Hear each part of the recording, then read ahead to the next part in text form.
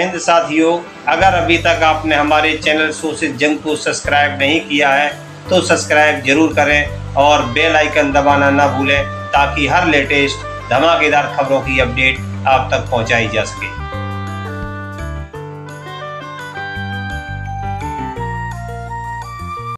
प्रयागराज की धरती से दहाड़े किसान नेता चौधरी राकेश टिकैत उत्तर प्रदेश के प्रयागराज में आयोजित किया गया भारतीय किसान यूनियन का 36वां राष्ट्रीय अधिवेशन। 4 दिवसीय राष्ट्रीय अधिवेशन में बड़ी संख्या में पहुंचे देश भर से किसान मजदूर। प्रयागराज के परेड ग्राउंड में आयोजित किया गया राष्ट्रीय अधिवेशन उत्तर प्रदेश के साथ साथ हरियाणा, मध्य प्रदेश, राजस्थान, छत्तीसगढ़, झारखंड, बिहार, उत्तराखंड से आए किसानों ने लिया कार्यक्रम में हिस्सा। राष्ट्रीय अधिवेशन के महाकुंभ में 3 सत्रों में राष्ट्रीय कार्यकारिणी सहित सभी प्रदेशों की हुई बैठक। अन्य प्रदेशों से आए किसानों ने अपने अपने राज्यों में चल रही किसान समस्याओं को लेकर विस्तार से किया विचार विमर्श।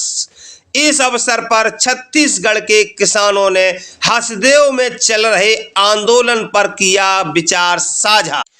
इस अवसर पर उपस्थित किसानों को संबोधित करते हुए भारतीय किसान यूनियन के राष्ट्रीय प्रवक्ता चौधरी राकेश टिकैत ने कहा कि छत्तीसगढ़ के हसदेव में हो रही वनों की कटाई से आम जनजीवन सहित वन्य जीवन और सिंचित भूमि को भारी नुकसान पहुंच रहा है।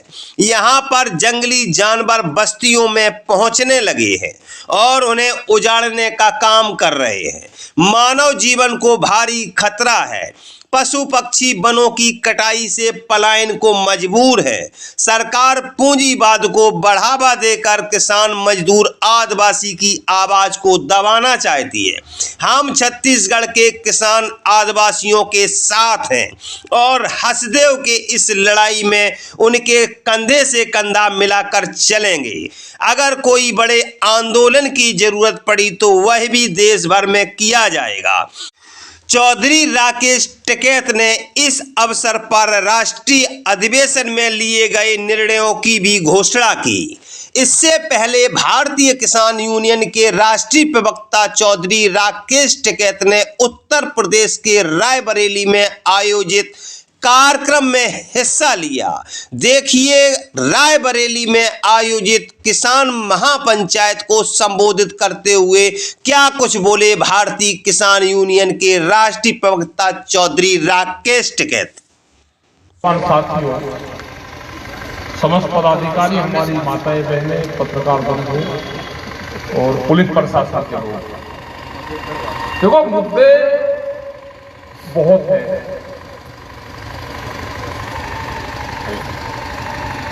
वो भारत सरकार से भी है और प्रदेश सरकार से भी है। लोकल के इशू भी बहुत रहते हैं जो प्रशासनिक अधिकारियों से रहते हैं लोकल स्तर पर। यहाँ पे भी हमारे जिलाध्यक्ष सर्वेश चौधरी बार बार LIU को फोन कर रहे हैं और ये पहली बार देखा है कि धरने स्थल से फोन करा जा रहा है कि हमारा धरना चल रहा है, उनको वहां से कोई उठवा कर ले आवे। और प्रशासन है कि पहले सिफारिश करता था जी धरना चल रहा उसको उठवा दो। आज अगर कह रहे हैं कि वहां चला जाए कोई उनको यहाँ पर ले तो उठाने में तैयार नहीं। इसका मतलब सरकार लोग को हाथ करने में अधिकारी तैयार है। यहां से ना फोन करने की जरूरत है और ना उनको उठाने की जरूरत है, ना उनको घर वापसी भेजने की जरूरत है। यहाँ एक बड़े आंदोलन की जरूरत है।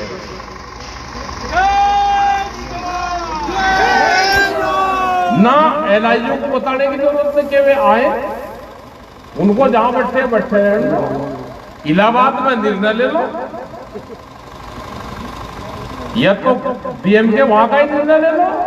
उनको घर नहीं अब जाना, जब तक न्याय नहीं मिलेगा उनकी घर चकबंदी है जितने लोग बैठे, और उनकी संख्या बढ़ाओ या आप खाने में बैठाओ, नजदीक कौन सी भी चीज नजदीक हो तो वहां पर बैठा देना। अगर प्रशासन ये चाहता है कि संघर्ष लंबा चले तो ये जरूरी है।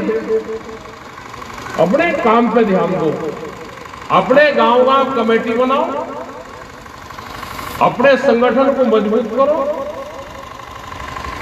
नहीं तो जिस तरह से लोग अभी आ रहे थे कि हमारी जमीन चकबंदी होगी, उसमें चढ़ी नहीं। ये पूरा खेल है कि जमीन कैसे हड़पी जाएगी। किसान की जमीन में किसान की जमीन नहीं अब मान ली सरकार, इनके पट्टे कैंसिल होंगे कर ली। आप उसके बाहर एक खंभा भी लगाकर दिखा सकते हो, क्योंकि सपोर्ट करती है ये सरकार, बड़े उद्योगपतियों की सरकार है। कैसे किसान की जमीन छीनी जाएगी ये प्लान सरकार बनाती है पूरी, और उनकी नजर जमीन में है, क्योंकि फसल बिकती नहीं। फसल तो कई दिन तक ट्रॉली में, ट्रैक्टर में और गाड़ी में रख के मंडी में जाते हैं, उसकी फसल की नीलामी होती है, वो बिकती नहीं। तो ये पूरी एक बड़ी साजिश चल रही कि किसान अपनी जमीन से नफरत करे कि मेरी जमीन में कुछ नहीं होता, मैं इसको बेच दूं, मैं नौकरी कर लूं, कहीं मैं मजदूरी कर लूं। और बड़े लोग पैसा कमाकर वे जमीन खरीद रहे हैं, तो इसका मतलब कुछ न कुछ तो है। जो आदमी शहर में काम करके गांव में जमीन खरीद रहा है और हमारे पास में जमीन है, हम उसको कुछ मान नहीं रहे, तो बराए मेहरबानी करके कोई भी आदमी जमीन बेचने का काम ना करे। जिसके पास में 30 साल जमीन रह जाएगी, 30-40 साल, जनसंख्या देश की बढ़ेगी, उसकी जरूरत पड़ेगी। आपको नहीं पड़े, आने वाली पीढ़ी को पड़ेगी। आप यहाँ की बीघों में जमीन बेच के और रहने के लिए 100 गज का 150 गज का प्लॉट खरीदते हो। अपने ही रोजगार गांव में तलाश करो, खेती पे ध्यान दो। नौकरियां नहीं है कहीं, लेकिन अपने गांव को बर्बाद मत होने दो। दिल्ली में 13 महीने आंदोलन चला, 750 किसान वहां पर शहीद हुए। 3 काले कानून वापस हो गए, लेकिन उनकी छाया देखा होगा कि ट्रक भर भर के धान के जो जीरी है वो जा रहा है दिल्ली की तरफ। कहां जाता है? क्योंकि बिहार में मंडियां बंद होगी। बिहार में तो आज से करीब 17 साल पहले ये कानून लागू है बिहार में, और इसीलिए बिहार के लोग या तो मजदूरी करते हैं या वे पढ़ाई करते हैं, 2 ही काम करते हैं। खेती उन्होंने छोड़ दी, क्योंकि खेत में कुछ रहा नहीं। और आज बड़ी बड़ी कंपनियां बिहार में जा रही है, जमीन खरीद रही है, भी वहां खेती करेगी, क्योंकि उनका धान है। कुछ हाउसिंग सोसाइटी के नाम पर लेंगे, कुछ सड़कों के नाम पर चले जाएंगे। ये जो जाल बन रहा है ना सड़कों का, ये आपके लिए नहीं है। माल दूसरी जगह कैसे शिफ्ट होगा, ये कॉरिडोर कैसे बनेंगे आने वाले 10 से 15 साल में, क्योंकि देश की सरकार ने कहा कि 2000 लोग के पास में चली जाएगी। टारगेट जमीन पे हो, कहीं पे नहीं। आप सोचते हैं कि जमीन महंगी होगी तो बेच दो। जो आदमी जब जमीन बेचेगा, आप कोई व्यापार कर लेना, उस जमीन को आप दोबारा कभी खरीद सकते ही नहीं।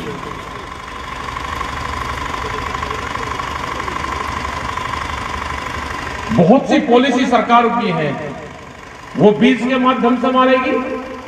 अभी हाइब्रिड बीज आए आपके यहां पर, हमारे जो ट्रेडिशनल सीड थे वो सब खत्म हो गए, अभी किसी के पास नहीं रहा। हमारी जो माताएं जो बढ़ती हुई है, ये बीज को संरक्षण कैसे होता है ये करना जानती थी। कौन से बीज की बुआई कब होती थी ये जानती थी उसको। बीज को कैसे रखना है, उसमें राख मिलानी है, उसमें घड़े में रखना है, उसको रस्सी में बांध के ऊपर से टांगना है, ये सब जानती थी। बीटी सीड भी कहते हैं। कोई अगर हाथ उठा कर बता सकता हो कि मैं उसके बारे में कोई आदमी जानता हो तो बताओ। अभी सुप्रीम कोर्ट में उस पर एक बहस चली हुई है पूरी। अभी सुप्रीम कोर्ट ने राहत दी है उसमें।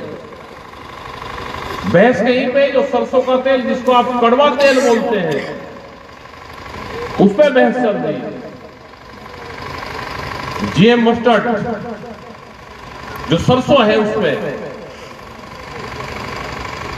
वो है कि जहरीली एक किस्म से सरसों है, वो भारत सरकार कह रही कि नहीं वो बोनी चाहिए।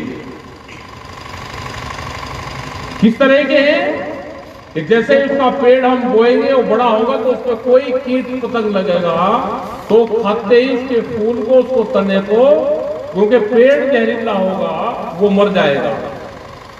क्या आदमी जो कड़वा तेल है सरसों का उसको यूज करेगा, क्या ये आदमी बचेगा? एक बड़ी बहस देश में हमने चिट्ठी लिखी, भारत सरकार को भी लिखी कि आप लोगों को पहले जागरूक करो, क्योंकि पूरी दुनिया में कहीं पे भी जीएम है तो लोगों को पता रहता है कि जीएम है, ये नॉन जीएम है। लेकिन यहां पे इस तरह का कुछ वो नहीं है। सरकार 26 फसलें, वेजिटेबल जो सब्जी जो तरकारी है उसमें जाना चाहती है। हमारे जितने ग्रेन है जो अनाज है उसमें जाना चाहती है। वो चावल में भी जाना चाहती थी, लेकिन हमने गोरखपुर और करनाल में 2 जगह इनके फिल्ट्राल थे, वो करीब 15 साल पहले वो फिल्ट्राल उनके तोड़े थे। और पुलिस को कौन सी धाराओं में उनको बंद करना था। खोराबार पुलिस स्टेशन एक गोरखपुर में है, वहां से पूरा धान पकड़वाया, वो पर्यावरण की उस पर धाराएं लगी, उसको थाने में बंद करवाया। उनपे आज भी केस चले हुए हैं। क्या ये सब जगह करना चाहती है? क्या सरसों की या बैंगन की देश में बहुत कमी होगी? लेकिन भारत सरकार है जो मल्टीनेशनल सीड की कंपनियां, जो बीज कंपनियां हैं, उनके हाथों में खिली हुई है, बड़ी कंपनियां हैं। वही दवाई का व्यापार भी वही कंपनी करती है और बीज का व्यापार भी वही कंपनी करती है। बीज से बीमारी आएगी, जब बीमारी आएगी तो दवाई कंपनी भी उन्हीं के है, तो उनके दोनों कारोबार चलेंगे। बड़ी साजिश देश के साथ में रची जा रही है। अभी और ज्यादा संघर्ष होंगे, हमारी फसलें बेचने का संघर्ष होगा, अपनी जमीन कैसे बचेगी उसका संघर्ष होगा, दूध हम कैसे बेचेंगे उसकी एक बड़ी पॉलिसी देश में आ रही है, उसका संघर्ष होगा। पाकिस्तान में वो कानून आ गया, यहाँ पे भी अगर कोई डब्बे में एक पड़ोसी ने गाय या पशु बांध रखा है, दूसरा खरीदना चाहता है, तो कानून देश में आने वाला है कि खुला पैकेट डब्बे में दूध आप बेच नहीं सकते, आदान प्रदान कर ही नहीं सकते। वो पहले फैक्ट्री जाएगा, फैक्ट्री से उसकी पैकिंग होगी, उसके बाद में वो फिर उसी गांव में उसी पड़ोस को वो फिर बिकेगा। तो खुला दूध बिकना अपराध देश में होगा। ये पाकिस्तान में एक कानून बन गया है, वहां पे कोई खुला दूध अब नहीं बेचता। बहुत जगह पॉलिसी सरकारें जाने लगी है। तो जान जब बचेगी जब आपका संगठन होगा। संगठन में भी आपस में झगड़े चलते रहते हैं, तो आप एकजुट होकर और कम खर्चे में, अभी जैसे आपने देखा कि यहाँ पे पूरा टेंट ये लगे, तो पॉलिटिकल मीटिंग होती है इस तरह की। इतना खर्चा करके कहां से आप पूरा करोगे भाई? कम खर्चे में अपनी ट्रैक्टर ट्रॉली को खड़ी करो, उसका मंच बनाओ, और टेंट की तो कहीं जरूरत ही नहीं थी। मौसम बढ़िया मौसम हो रहा है, इस तरह के 10 प्रोग्राम आपको करने पड़ेंगे तो कैसे करोगे, कहां से खर्चा जाओगे?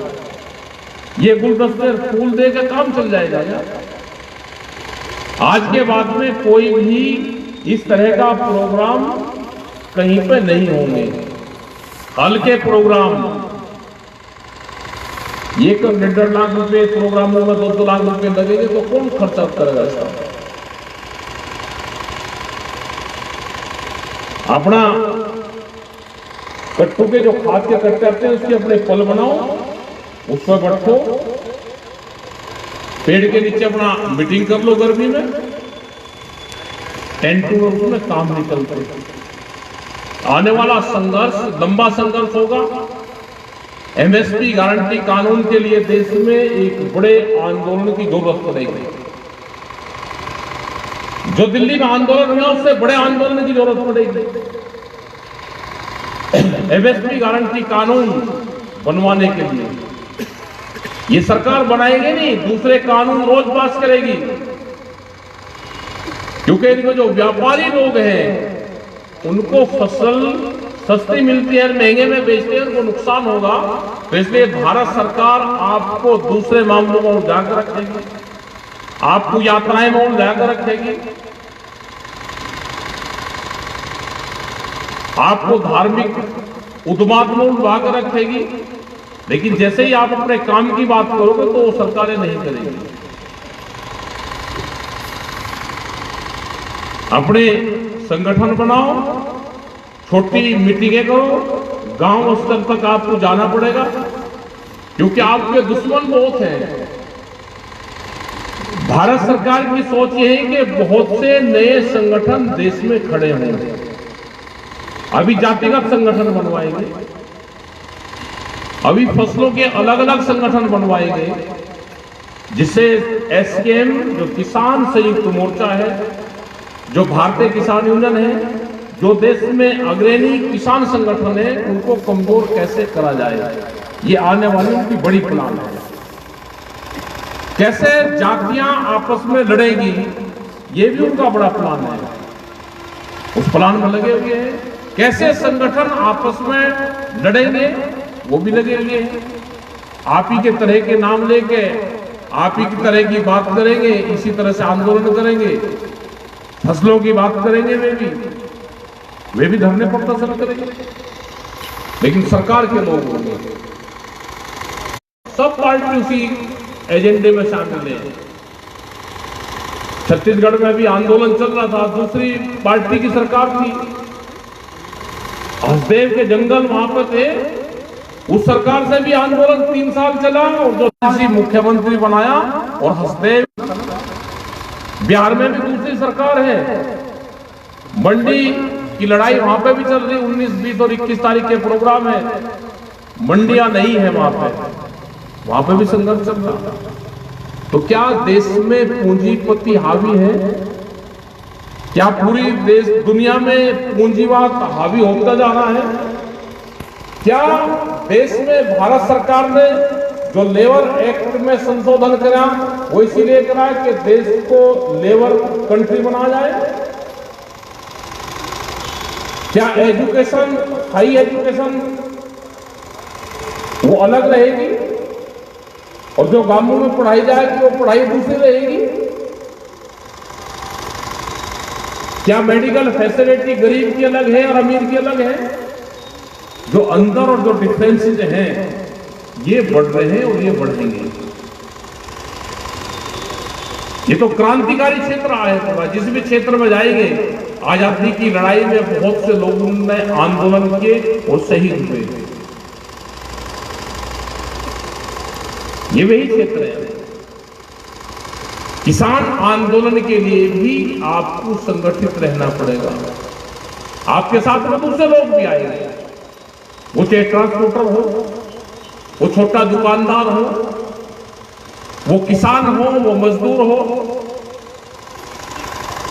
वो देश का नौजवान हो, वे सब आने वाले टाइम पे आपके बीच में आएंगे, आपके साथ में जुड़ेंगे। लेकिन सरकारी ड्रामेबाजी से आपको छुटकारा पाना चाहिए। एक इशू चल रहा है अभी बड़ा इशू, राम मंदिर का ही बड़ा इशू चल रहा है। हमारे तो गांव-गांव में और घर-घर में हमारे तो दिलों में था कि राम राम करते थे सभी लोग उठते ही। हमारे बैल थे, हमारे राम की भाषा हमारा बैल भी जानता था, उसे भी कहते थे चल ले राम का नाम। लेकिन आज तो जय श्री राम हो गए, अब एक ही राम लिखते हैं। सरकारी आदमी तो एक ही नाम ले रहा है, जय श्री राम। हम पहले दो तो लिखते थे, राम राम करते थे, दो उधर से होते थे राम राम, तो 4 बार होती थी, आयु तो एक बार ही कह रहे। लेकिन एजेंडा सेट हो, ये पत्रकारों से बात करें तो सबसे पहले नागपुर से ही पूरे एजेंडे आ रहे, वही 5 सवाल है, सब पत्रकार वही पूछेंगे, क्योंकि कैमरा और कलम पर बंदूक का पहरा है। तो आप अपना काम करते रहें, अपने खर्चे कम करें। यहाँ पे नशे की प्रवृत्ति भी ज्यादा है, तो नशे को भी कम करो, ये सामाजिक इशू में आएगा। और जो खास करके किसान संगठन के लोग हैं, वे पहले अपने आप को नशा मुक्त माने। कोई भी पदाधिकारी उसको परफॉर्मा उसको बदलो नशा तो नहीं करता। हमारी महिलाएं भी ये भी ध्यान रखें कि पुरुष में घर में कोई भी नशा पत्ती लोग करते हैं तो उनसे छुटकारा जरूर पाए। नशा कम होगा तो आमदनी बढ़ेगी। बाहर की चीजों का खान पीन बंद करो, मोटे अनाजों का इस्तेमाल आप करो। ये नहीं कि बाजार से चीज आ रही है और इस्तेमाल कर रहे, आप दूध का इस्तेमाल करो, छाछ का करो, नींबू पानी का करो। फल फ्रूट का खाओगे, फल अगर खाओगे तो या तो मजदूर को फायदा होगा या किसान को फायदा होगा। आप कोल्ड ड्रिंक का इस्तेमाल करोगे तो किसको फायदा होगा? मल्टीनेशनल कंपनी को फायदा होगा, जो बाहर विदेश में लोग बैठे उनको फायदा होगा। हमारे देश का धन दूसरी जगह जा रहा है तो किसको फायदा होगा? गुटखा तंबाकू ये खा रहे हैं, आप उसके मालिक को जानते हो क्या? जिसने बनाया उससे वो लोग क्या चीज है, उससे क्या मिलता है? आप जूस का फल फ्रूट का उसका इस्तेमाल कर लो। तो ये सामाजिक आंदोलन भी हमको साथ साथ चलाने पड़ेंगे। ब्याह शादी है उसमें भी खर्चे कम करो। मृतक भोज है, बड़े आयोजन करते हैं, बड़े बड़े मृतक भोज। बाप मर गया कहते नहीं लाडू कर वो तो बड़े ही बनेगा सामान, बड़ी दावत होगी। काहे को भाई, इससे ठीक तो कोरोना ही था। कम से कम 5 आदमी जाकर शादी भी 5 आदमी की, मृतक में भी 5 ही आदमी। कोरोना खत्म हुआ और फिर बहुत स्पीड से शादी में इसमें खर्चे करने लगे, दहेज पड़ता है। ये हमारे वहां तो साइड में बहुत आंदोलन चलाते हैं, तो इसमें भी आंदोलन चलाएं। अपनी सेहत का भी ध्यान रखें और खान पीन का आप लोग ध्यान रखें। सब अपना शुद्ध खाना खाओ, लड़ाई झगड़ों से दूर रहो तो आमदनी आपकी बढ़ेगी। अपनी जमीन बचाने का काम करो। सरकार जमीन छीनने का काम करेगी, आप जमीन बचाने का काम करें। इकट्ठे रहें, गांव गांव की कमेटियां बनाएं, जो सहकारी समिति है उसकी यूनिटें बनाएं, उसकी कमेटी बनेगी। ब्लॉक, तहसील और जिला उसकी कमेटियां बनेगी। सक्रिय मेंबर, ट्रैक्टर प्रमुख, ये सारे पद आप लोगों को दिए जाएंगे। जिलाध्यक्ष है, हमारी पूरी कमेटी यहाँ पे है, आप उनके साथ में मिलकर काम करें। और जो लोग धरने में बैठे हुए हैं उनको बराए मेहरबानी करके बैठे रहे, हम तो वहाँ पे निर्णय लेंगे। और इनको थाने में या डीएम के वहीं इनको बैठा दो, परमानेंट काम को ऊपर रहेगा। जब कोई अधिकारी नहीं आ रहा तो क्या करोगे आप? आपका धन्यवाद। जय हिंद, जय भारत, जय हिंद संविधान। सभी का संविधान। आज हम बात कर लेते हैं छत्तीसगढ़ के जो हसदेव के जंगल है, ये वे सब आदिवासी हैं जो आज यहाँ पे प्रयागराज में, इलाहाबाद में जो मेला लगा हुआ है उसमें आए हुए हैं। ये जंगलों में रहने वाले लोग हैं, आदिवासी हैं, जो 5-5 घंटे पैदल यात्रा करके और सड़क से फिर ये गाड़ी में बैठे और ट्रेन से यहाँ पे आए।